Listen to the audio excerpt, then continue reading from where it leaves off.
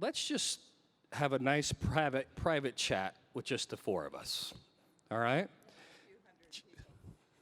We'll pretend like they're not even here.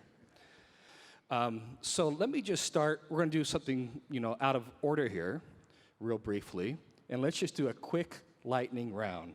If you were called to the floor today to vote for ratification of the USMCA, would you be a yes or a no? Yes.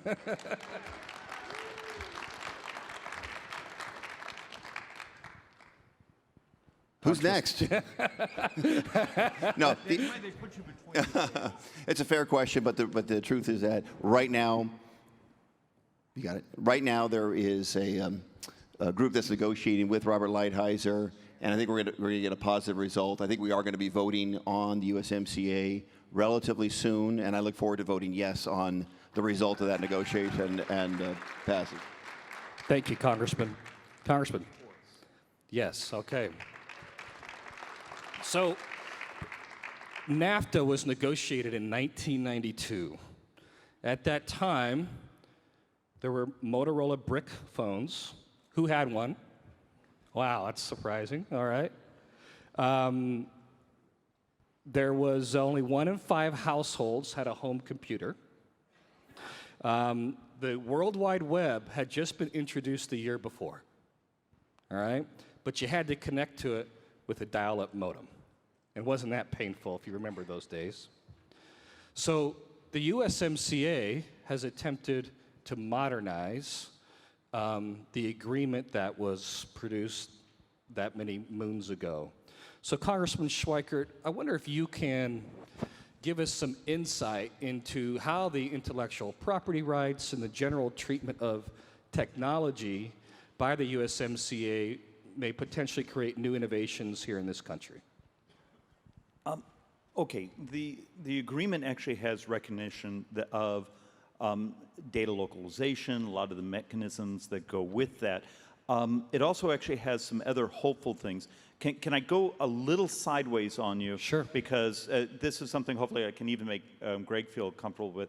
One of the side things we're working on is, okay, Mexico just a couple weeks ago, remarkable changes in its labor standards, its rights to form unions, collective bargaining.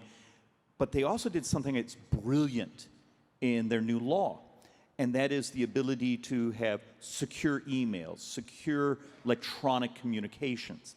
It turns out, and many of us sort of missed it until the last couple months when we've been diving into how the Mexican law has been written and how it ties in with USMCA, that if this were decades ago, we would have sent teams down to go look at a factory and make sure it was in compliance. Today, we're going to be able to use looking at blogs and email accounts and pictures that are posted on the web and those things to actually use data as a mechanism of labor fairness, labor enforcement. So as we talk about technology in a modern trade agreement, it's as much our rights to sell components, our software and things to come back and forth, but it's even also now to the level of compliance of some of the things that were very important that have also been woven into the agreement. Excellent. Congressman Stanton, you were a huge advocate as mayor of Phoenix for the relationship between Phoenix and the state with Mexico, and you put a lot of work into that. How has that experience helped you in Congress in explaining or educating your fellow members about the importance of not only the Arizona-Mexico relationship, but the trade relationship between our two countries? Well, thank you for the question. Look, I said at the time that Mexico's success is Arizona's success and vice versa. And at the time, this is before you were the chief of staff and Governor Ducey was in office, we passed some really divisive laws that hurt the relationship between Arizona and Mexico. And divisive laws is bad for business. I don't need to tell the people in this room, those of you who've been involved in this commission for a long period of time, remember, those were pretty dark days for this commission. It was a very difficult relationship, and it hurt us significantly. significantly from a business perspective. We tried to do what we could at the municipal level, myself and Mayor Rothschild and others, many people in this room. We took many trips, business delegations to Mexico, a total of 18, if you can believe it. Phoenix ended up opening trade offices in Mexico City and our sister city in Hermosillo. The state of Arizona opened up theirs as well. And I think the business community really stepped in and said enough was enough. And by the way, I owe a compliment to you, Kirk, and to Governor Ducey, because that just changed at the state level. Is a much more positive relationship. And that's the message I try to tell my fellow colleagues in Congress, as someone whose state economy that I'm lucky enough to represent is so directly impacted by having a positive relationship with Mexico. And my main message to them is Mexico is our friend, not our adversary. I get very frustrated how they've been portrayed over the course of years that somehow our physical proximity next to Mexico is somehow a detriment. No, it's an awesome thing. We get so many economic benefits, and we get so many human benefits because of the diversity that we're blessed to have here in our community. Our diversity, our human capital is our strength. I think we need to better leverage that human capital, but that really is a huge strength moving forward. And I'll be frank, though, I've been frustrated at the White House because of some of the negativity. I think it's almost a replay of what we've seen here too often in Arizona. Threats of tariffs, 25% tariffs, threats to close down the border. Mexico's our friend. If we want to improve the business relationship, we should sit down diplomatically and negotiate these things. Mexico wants a stronger relationship. We don't need to engage in that kind of threatening behavior. I really feel like that has set the relationship in a negative direction. I don't need to tell anybody in this room, this is a $16 billion trade relationship right now, our #1 trading partner, and growing exponentially. That's a great thing to the future. We need to continue moving in the right direction. Being a former mayor and representing a district in a border state, do you find that your colleagues give more deference to your views on this, or do they kind of go their own way? Yes. It's Congress after all, yeah. Yes, you find a lot of people that don't have experience like we're lucky enough to have in terms of representing a border state, who think they know a lot about the border from either watching MSNBC or Fox News, whatever channel they happen to watch, and they haven't really taken the time to come visit the border and talk to the experts, the people in this room. That's who I learned from, is so many people in this room, in addition to making those personal visits, and there's no substitute for doing that. No, I agree. I absolutely agree.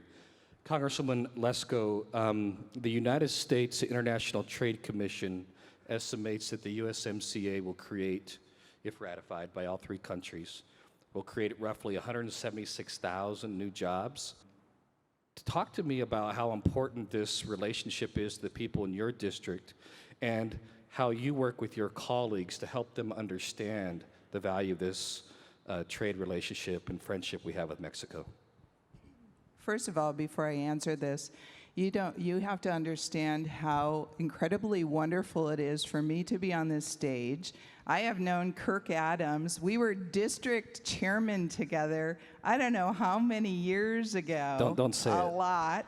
And then worked together in the state legislature. And I used to come to these events and watch my Congress people from Arizona. And here I am up on the stage.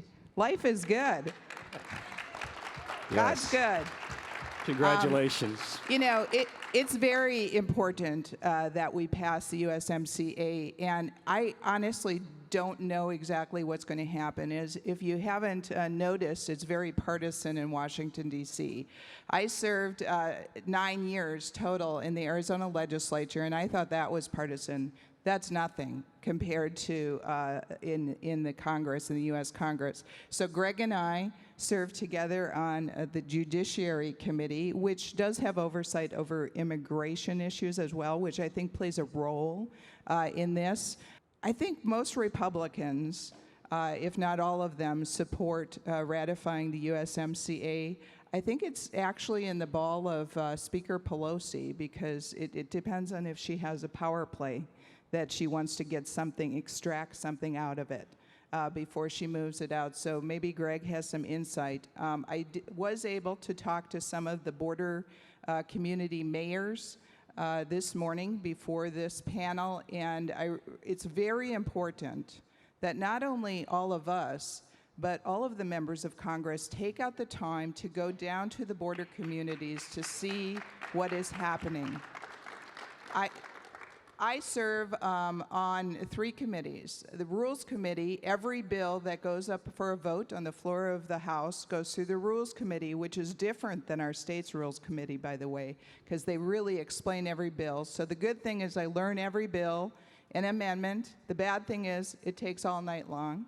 The other committee I'm on is Judiciary Committee, which does have authority over immigration issues. The third committee I'm on is Homeland Security, which actually has not only immigration issues, border security, but ports of entry.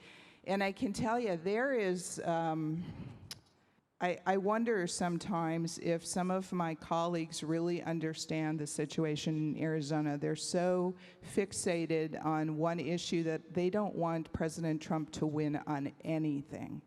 And I'm not talking about all Democrats, but we saw yesterday that about 100 of my Democratic colleagues voted no on a humanitarian aid bill. Greg voted yes.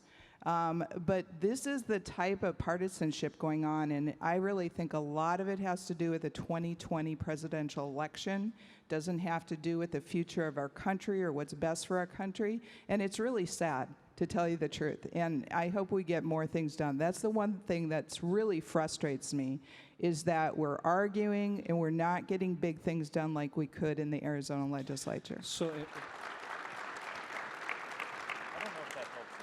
well, I hope you feel like I do, that this has been incredibly informative. I'm very grateful to all 3 of you for taking the time after a busy and in some ways contentious week on the other coast, for being here and sharing your thoughts with us.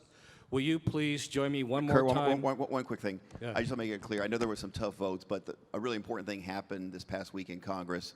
The Democrats beat the Republicans in the Congressional baseball game on Wednesday night. Yeah, I just want to make sure that's clear, yeah. We're not going to get into that. Please give them a round of applause.